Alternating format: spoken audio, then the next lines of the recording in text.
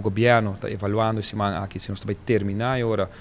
não aqui 6 pero de imediato agora para incumprimento da companhia aqui pelo que está tomando lugar e certo momento o governo está pensando se nós vai lançar caso contra não para pôr cobra back e placa mirando que não bem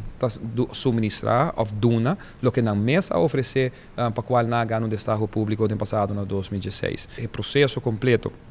de documentação para o que trata de compra que toma lugar de incinerator, 2 companhias participaram no último, tanto em condição, requisito que não será cumprido, onde a companhia não a cumpre com o requisito, que sai de companhia também agora com a gana e destaque aqui e de caso aqui me apresentar no parlamento toda a documentação, de quadro de perguntas que o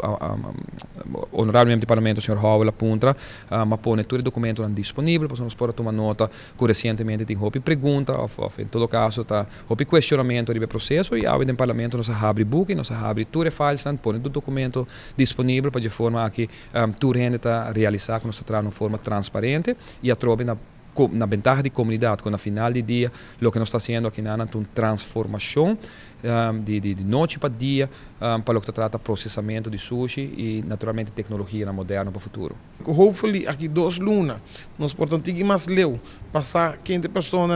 que quizás por a gana e bedem e jeinana para nos vai over na lo que nós tudo angelar também muito importante para nos eliminar e hoi berhaldo de sushi que nós tudo lá também que nasce para crescer tawak. É inaceitável em 2019 para nós poder processar sushi de forma aqui,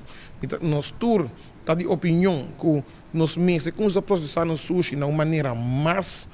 higiênica, mais melhor e toda parte do mundo acaba da base, acaba que forma de waste to energy. E não tira sushi, riba pida terreno, então queima. Nós todos que habitantes não, que tawa tem que da viva tem vizinidade para aqui tem bosque, anos largo a pedir governo anterior para vir com solução. E nós estamos contentes que o ministro Otmar Rivera, no momento que ela decidiu de tomar carteira aqui over, onde a prioridade não, que ela põe tá, que esse zorg para trazer alívio, não somente para a gente que vive no bairro, mas para trazer uma diferença para como nós está que processar no sushi não. Essa aqui tá é a Rubiano, o website